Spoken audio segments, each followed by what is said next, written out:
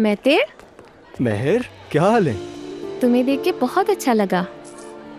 तुम्हारे बाबा भी ठीक हो गए, शुक्र है। शुक्र है, आज ही घर वापस आए हैं। ठीक है, ये तो बहुत अच्छी बात है। तुम्हारा शुक्रिया।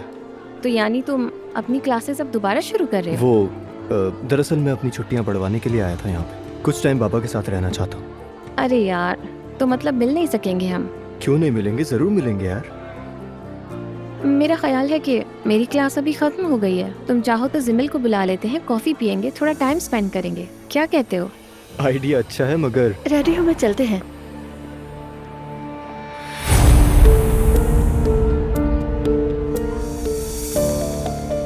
सॉरी, मैंने तारुफ नहीं करवाया। ये मेरी गर्लफ्रेंड है, ये मेरी दोस्त है महर। मिल के खुशी हुई। मुझे भी मिलकर खुशी हुई। तुम हमारे साथ चलो ना, हम लंच करते हैं, फिर मैं वहाँ से घर चला जाऊँगा। नहीं, मैं दरअसल तुम दोनों को तंग नहीं करना चाहती। हम किसी और दिन बैठ जाएंगे। जैसी तुम्हारी मर्जी। खुदा हाफिज। हम चलते हैं। खुदा हाफिज। खुदा हाफिज।